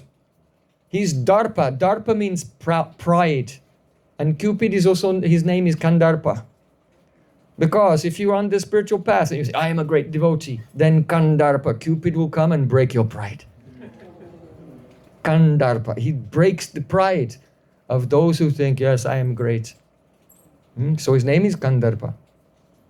And the word pride, the word Darpa means pride. So this is where the word Darpa comes from, mirror. A mirror is that makes you proud. You get the mirror and look, yes, I look very good. That's why it's called a Darpana. Because it gives you pride, Darpa. And then when you get old and you look and you see your wrinkles and everything, then Darpana. Then it takes away your pride. Oh, my hair's going gray. Oh no. So all the vocabulary in Sanskrit is so profound. So the Cupid is called Kandarpa. And so Cupid became Darpa, became proud. But Krishna is Darpaha, the one who takes away pride. So because you know that once Cupid, he disturbed the mind of Brahma, and Brahma became attracted to his own daughter.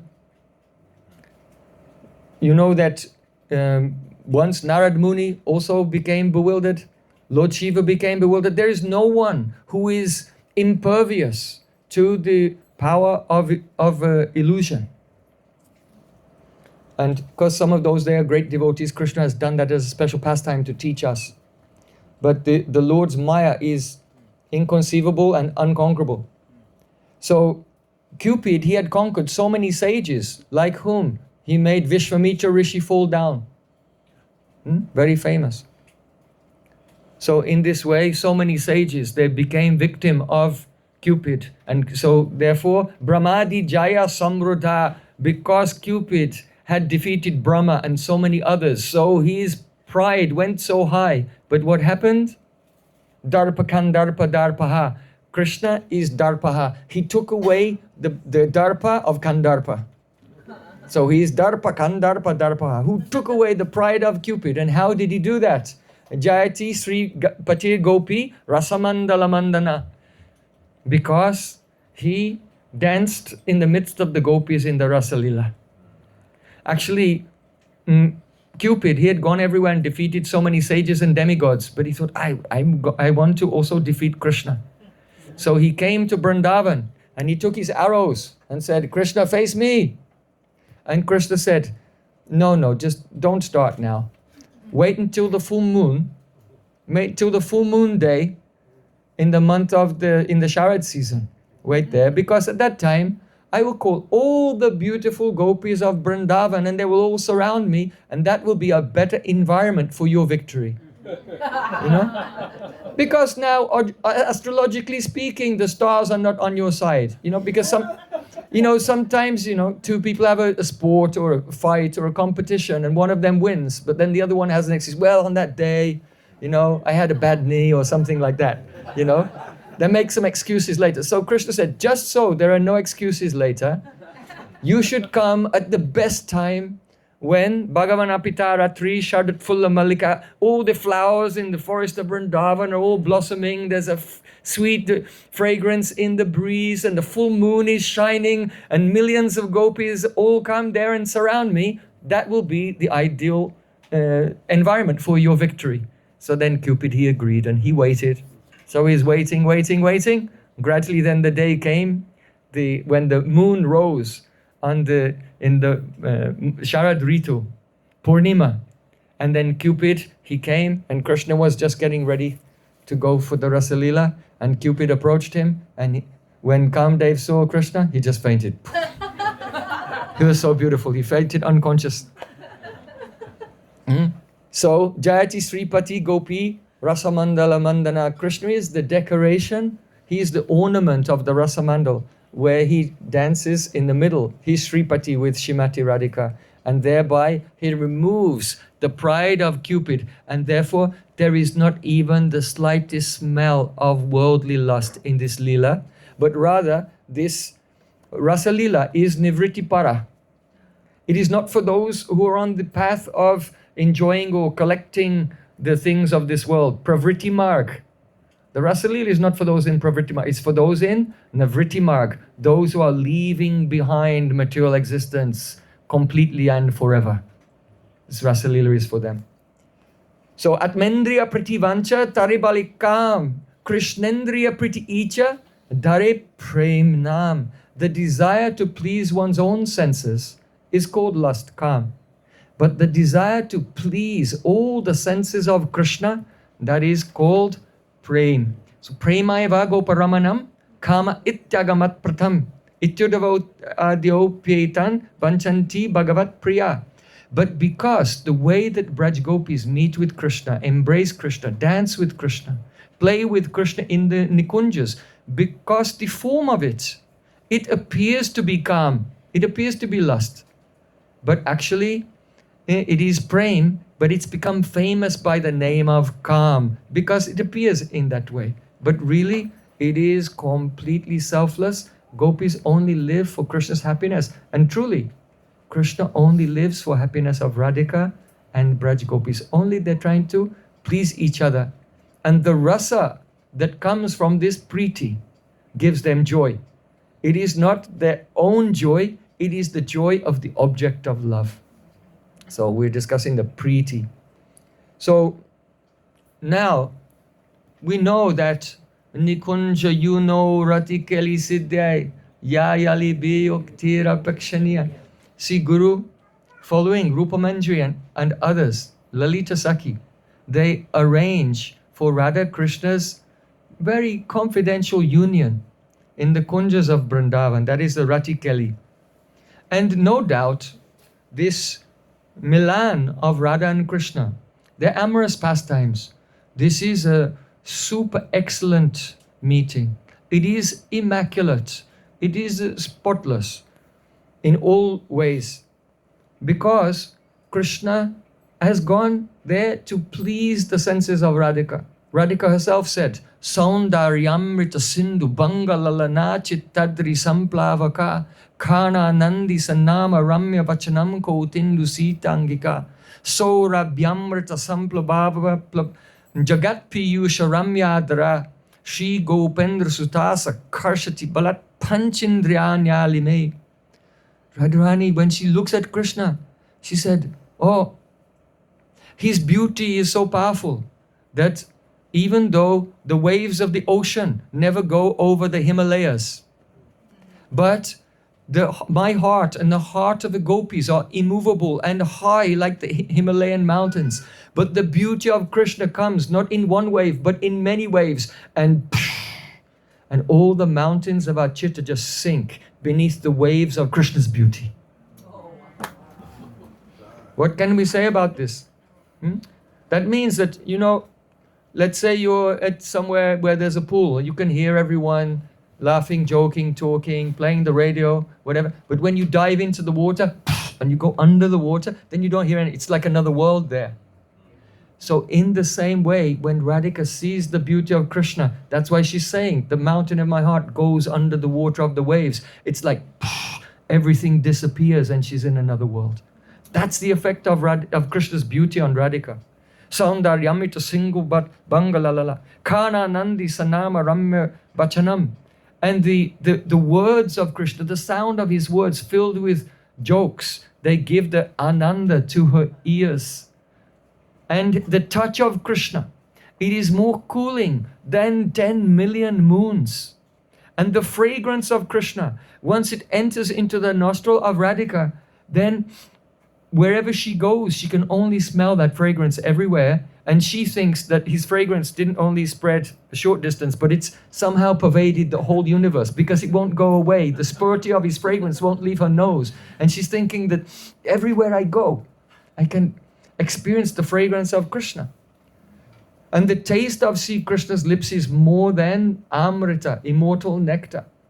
So Radhika says that usually the mind, being the chief of the senses, prioritizes one sense over another. So if you're listening to someone, you hear, but if someone distracts you over there and you look, and now your mind prioritizes the eye, even though your ears don't close like your eyes do, but you don't hear, you look away and then, oh, what did he say? I missed it. Yeah, don't do that. So the mind prioritizes one sense over another, and then the others fade into the background. But Radharani is saying that Sri Krishna is so beautiful by his Shabda, Sparsha, Rupa, Rasa, Gandha, by all of his touch, taste, fragrance, beauty, and sound. He's attracting all of my senses at the same time. And so my mind was like a horse who had 5 riders. 5 people were sitting on the horse and trying to ride the horse in 5 different directions at the same time, and the horse collapsed. So Radharani said, my mind is like that. My mind collapses and I just faint because my senses are pulling it in 5 directions at the same time. This is the beauty of Krishna. So when Radha and Krishna meet together in a Nikunj, and Krishna is coming to please the senses of Radhika, how is this? This is super excellent. It's super excellent. Not only that, but Radhika also pleases all the senses of Sri Krishna. Once Krishna was waiting and saw Radhika coming. Krishna said, Nirdutam ritamaduri paramila kalyani bimbadaro bhaktram pankaja saurabam koharitashla gabidaste gira angas chandana shitalastanuriyam saundarya sarvasabak twamma sadya mamedam indriya kulam radhe muhur modate. Oh, Radhika, now you are approaching. Then only your sweetness, the sweetness of your form is more fragrant and delicious than nectar.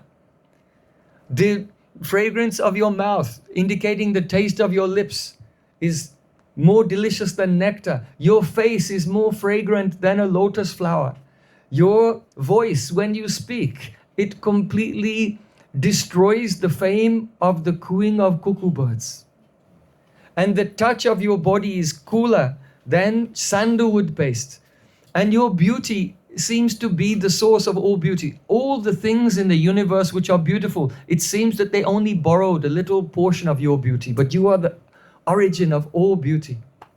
So, O Shrimati Radhika, Twamma Satyama Medam Indra Kulam Radhe Mohor Modate. As you approach me, then I feel my eyes, my ears, my nose, my skin, my tongue, everything, all my senses are overjoyed just by your approach. So from this, we know that how Radhika pleases the senses of Krishna and Krishna pleases the senses of Radhika is super excellent. It is immaculate, perfect, and therefore their loving union is incomparable.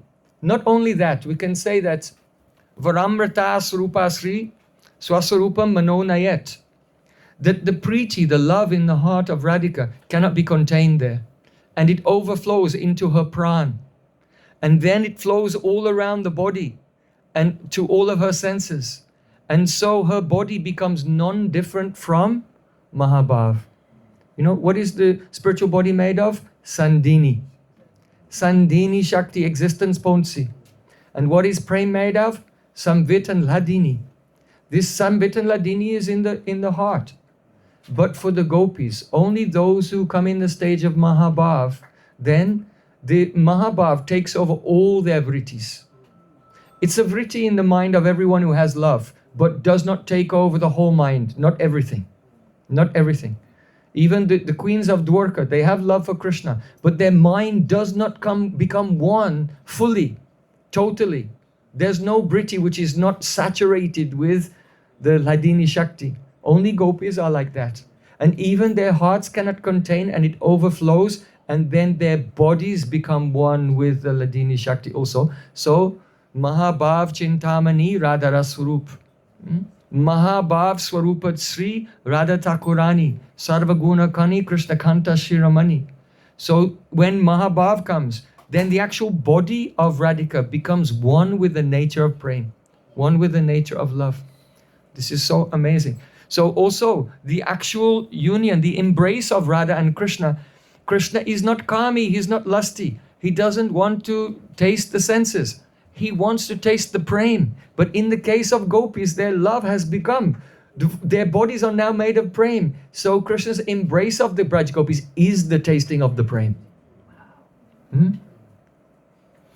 It is the tasting of the prem. And that's why the Kanta Bhava Nijanga Diya Karna Sevan, the speciality of Madhurya Rasa, which is not in any other ras, is that the beloveds in the Madhurya Rasa offer all the limbs of their body to Krishna. But this is why.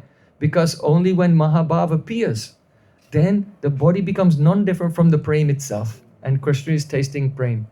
So we know that the union of Radha Krishna, it is unspeakably super excellent, it is immaculate, it is sacred, it is pure. But still, Chaitanya Mahaprabhu has revealed some speciality through Rupa Goswami that you don't find anywhere. What is that? Rupa Goswami has said, Vidagdanam mito lila vilasena yatha sukam na tatha samprayogena syadevam rasika vidu.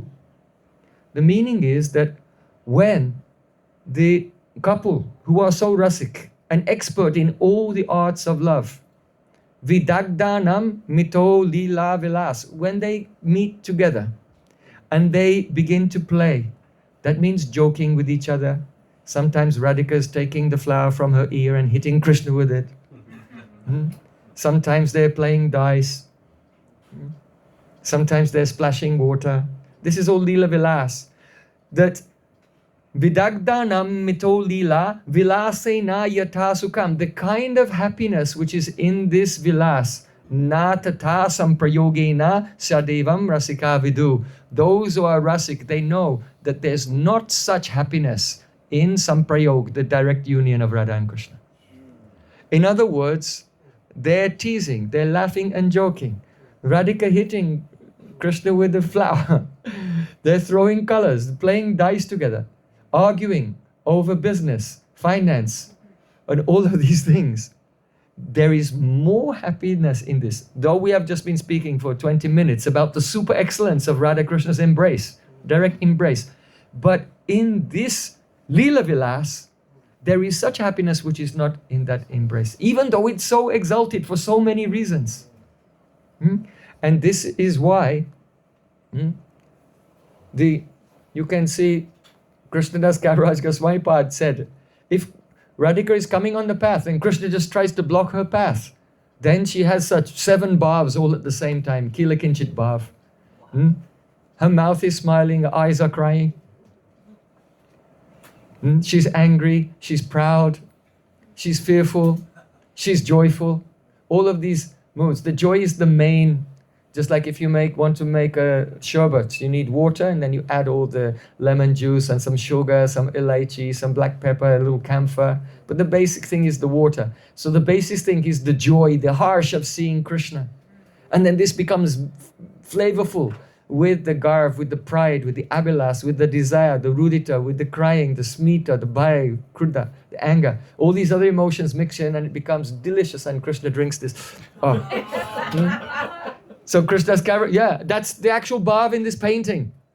Mukunda Prabhu is pointing out. Gurudev said, that's the bhav of Radhika in this painting.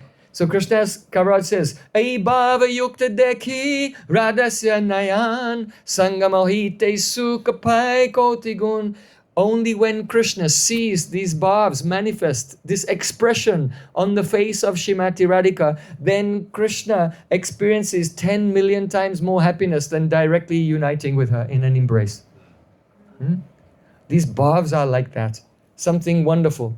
And this is why in the conversations, in the interactions and conversations, then the playing and the teasing, Krishna relishes the most from this, and all the Sakis and all the Manjaris and all the Rasik Vaishnavas who are actually Rasik, they relish this the most of all. And so, because love is not expressed directly, it's hidden. So this is why Radhika, she wants to say to Krishna, yes, yes, yes, but she always says no, no, no.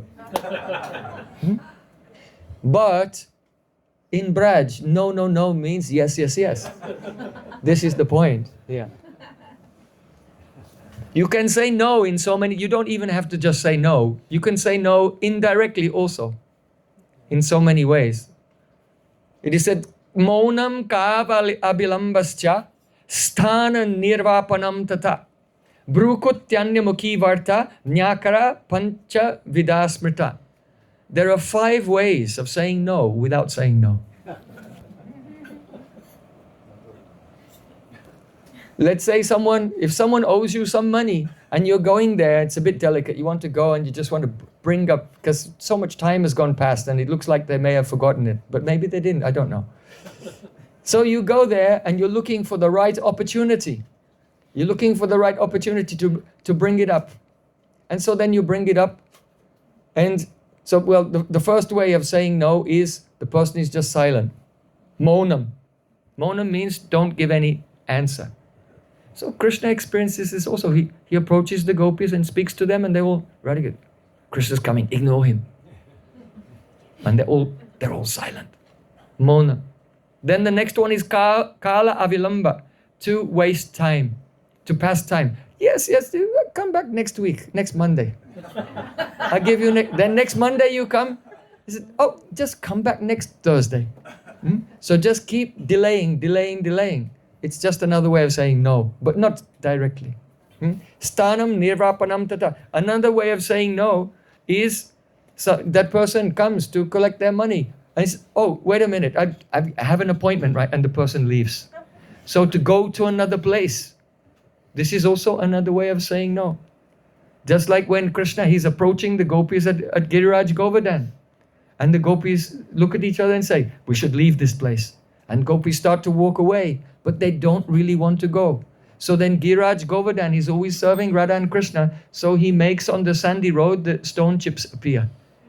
Some sharp stones appear on the road. So then the gopis are leaving, but they're going, ow, really slowly, like, because they don't really want to go. And Govardhan is serving them to give them a valid excuse. At least has plausible deniability.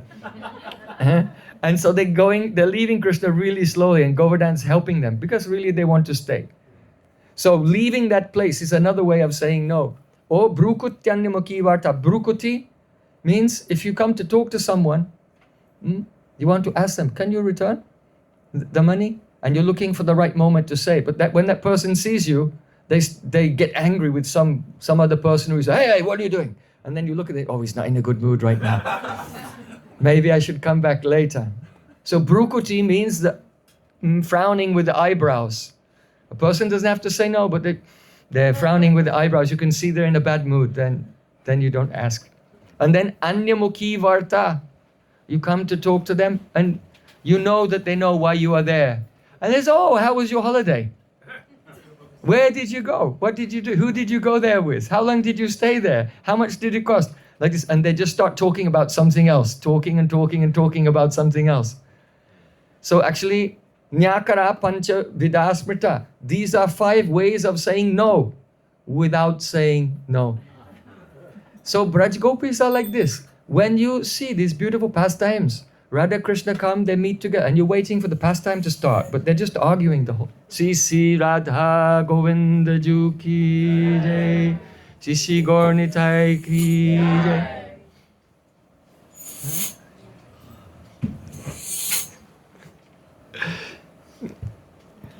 So you can see in the poetry of a Goswamis, as a devotee may be reading and think, when is the story, when is there going to be some action, he will go somewhere.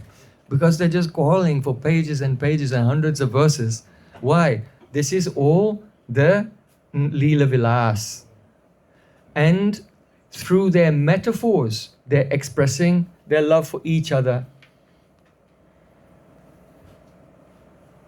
Gopis are not saying no. They're doing all other things, frowning their eyebrows, leaving the place, sometimes being silent, changing the subject to something else. They're doing all of these things, and all of these things mean no. But that no is just a covered way of saying yes. And Krishna is relishing this. So ras is hidden.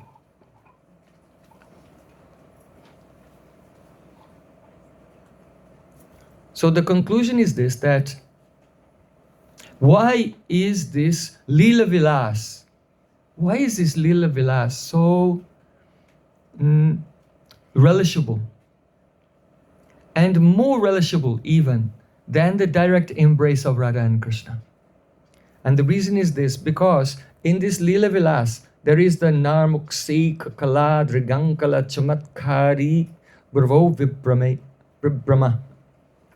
It means that there are joking words. And even though the jokes and the words, they appear to be insults, they appear to be discussions about finance, they appear to be so many refusals. But in the dhwani, in the suggestion of the words, the love is expressed. So through dialogue, the depth of love is unveiled. Through the dialogue, the type of the love is unveiled. And through the dialogue, the intentions of the heart are unveiled in a way that the direct action can never unveil. Understand? In this Leela Vilas and the dialogues, three things. How deep is the love? What type of love? And what are the inner intentions of the heart are unveiled, that is revealed indirectly through dhwani, through the suggestion, in such a way that direct action cannot express the love so thoroughly and in such a detailed way. And that preeti, that pleases, the preeti in the heart of gopis pleases Krishna unlimitedly. And therefore, we can give an example. You know, there's a collection of poems by Rupa Goswami. It's called the Chitra Kavitvani. Have you seen that? Chitra Kavitvani means picture poetry. In picture poetry, the letters, each letter of a word is arranged in a pattern on a page.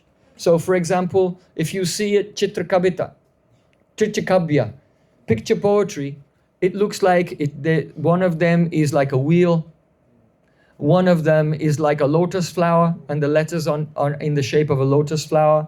Another one is in the shape of a snake who is kind of tied in a knot. Another one is in the shape of a drum because the straps on the drum go this way and that way. Another one is zigzag. And so letters are placed in a pattern and they make a picture. And the art is you pick up the picture and you look and you have to find out where do you start reading. And so you find the place, and if you read it around the pattern in a particular way, a poem will come out. Sometimes they're written in such a way, if you read it from this way to that way, it's one poem. If you read it from that way to that way, it's another poem. So this is called Chitra Kavya. It means picture painting. Chitra means picture, and Tritra also means wonderful. But, however, in this Chitra Kavya, it's very technical and difficult to do. And so there's not so much rasa in the Chitra Kavya. There are names of Radha Krishna, of course, and the names of Radha Krishna are full of rasa. But there's not so much dhwani. That means the power of suggestion in such poems. So the better poems are the dhwani kavya. That means the poetry where the poet doesn't write what he wants to say. He says something else. But what he wants to say is hidden in the suggestion. And the most ras manifests from the dhwani kavya. That which is, there's no picture to see, but the nectar is in the suggestion. So in exactly the same way, The union of Radha Krishna that you can see is like the Chitrakavya. And when Radha Krishna are not united, only they're meeting and they're teasing each other, that is like the Dwani Kavya. And therefore, there is more rasa, more nectar in the Dwani Kavya than the Chitra Kavya. Or we can say there's more nectar in the Leela Vilas than in the Samprayog. This is the Rupanuga conclusion revealed by Sri Chaitanya Mahaprabhu. Understand? It's a very, very fine point. This is one of the last points that Rupa Goswami Pada is making in Ujjvala Nilamani. So now the question comes. You know that Preeti is based on giving joy to the object of love. So there's only one person who can give the greatest joy to Krishna, and that is Radhika. So if someone understands the nature of Preeti, then they'll know that the supreme goal of life is Radha Dasyam. Yes, Radha Dasyam. So this is our discussion for today. What is love?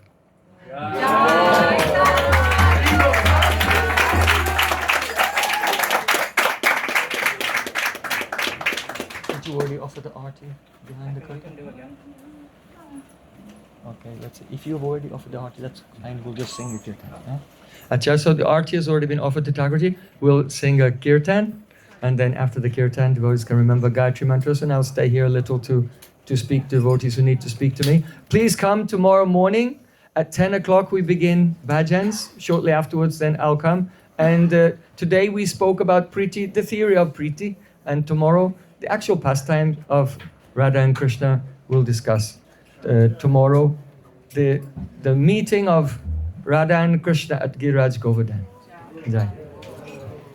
Bole Vrindavan Bihari Lala ki jai, Varasani Wali ki jai, Jai Jai Sri Radhakesha. Gaur Premanande Hari Bol.